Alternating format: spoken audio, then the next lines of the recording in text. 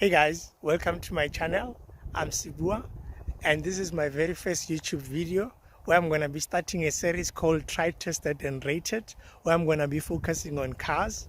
And to begin with, I'm going to begin with one that we recently purchased, which is the Haval H2 right here, the 2020 version, the facelifted version I should say. So this car, we got it like 6 months ago. We've done 6,000 kilometers on it. So without further ado, let's go.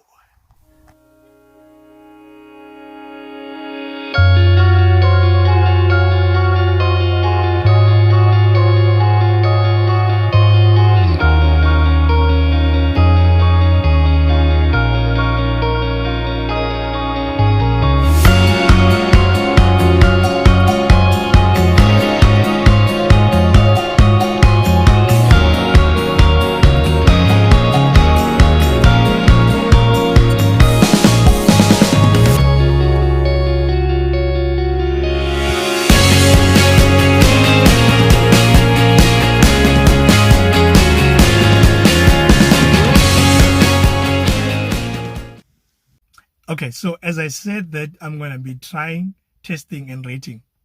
So my rating system in this case is going to be from 1 to 5, where 1 is the lowest form of quality and then 5 is the highest form. And so 1 basically is a fail. There's no question about that. We don't even have to say much about it. It's a fail. I don't think a lot of people will have difference of opinion there. 2, it's on the fence. It's borderline. It's borderline. One can argue that no. One can argue that not necessarily because people have preferences, because everyone has preferences, but it makes you to be more subjective when you're arguing about it. And then 3 is functional. It's doing what it's supposed to do, looking at, comparing it at price, what you got it for and what you need it for. It's just doing what it's supposed to do. And then 4 it's better. It's obviously way better than doing what it's supposed to do. I'm getting more value for money. And then 5 is exceptional. It's not perfect, but it's exceptional. So that's how the rating system is going to work. So with that said, we're going to start with the exterior. Cool.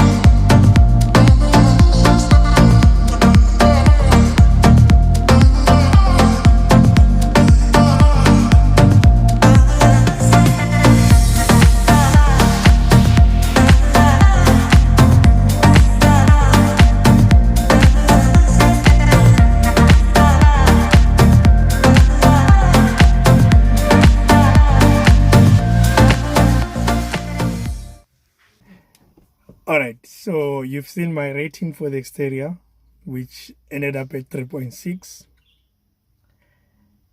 What is my consideration for that? My consideration for 3.6 is because it moved from being okay to actually being better. Let me explain that. When they facelifted this car, they didn't ruin it. They made it better. Looking at the front end, the change of the grille and addition of the LED lights, it added a great appeal to the car. In terms of appeal, when I'm looking at it from the front, I'd say I can't fault it. It gels well together with the halogen fog lights and the mix of the LED day running lights there. That is a nice touch that they made. And then looking at it from like front top, I should say, it looks very nice, especially with the sunroof open and the contrasting color thereof. A very nice touch.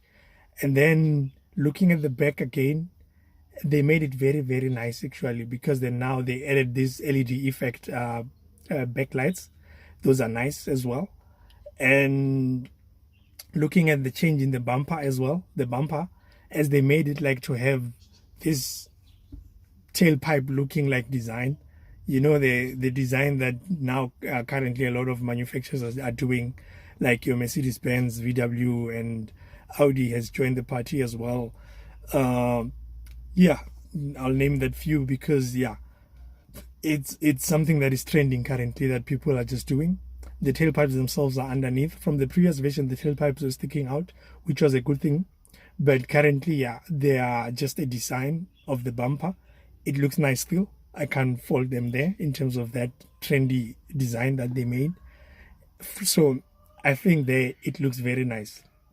And then looking at the side, I'd say the contrasting color that I have here, which is the red black, I liked it personally.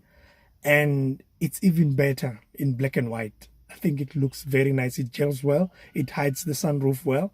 And it just work well together.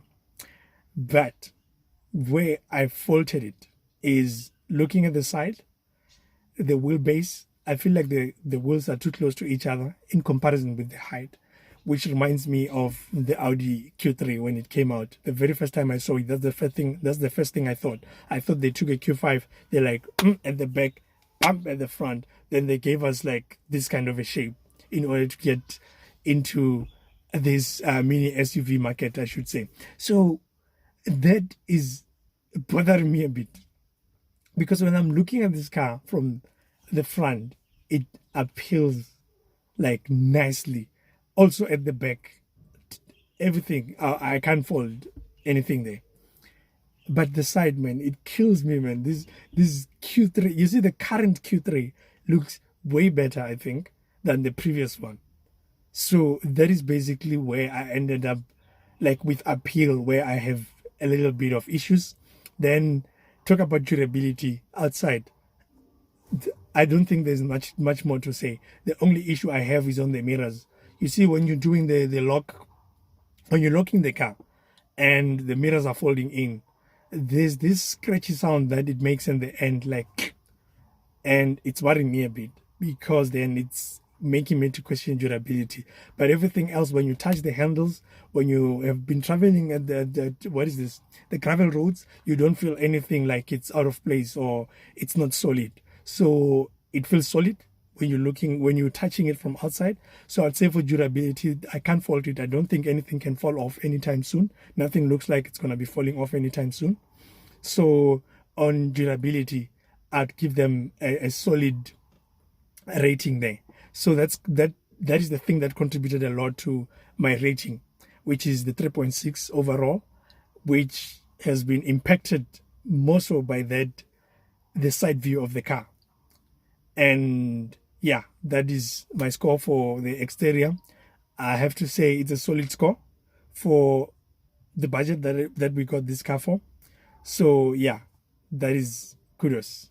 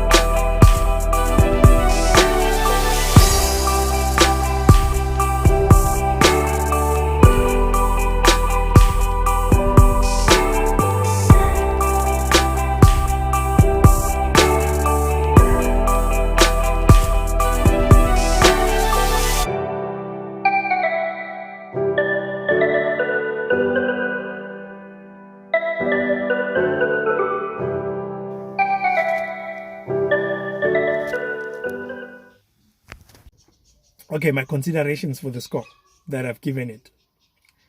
Interior, when we're talking appeal now, getting into this car, the first thing that you're starting with, let me start here.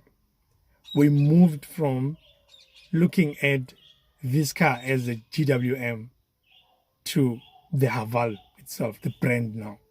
So you when you're getting in, you're still expecting the GWM kind of design and level. But when you come in, I think this is something that is drawing people in.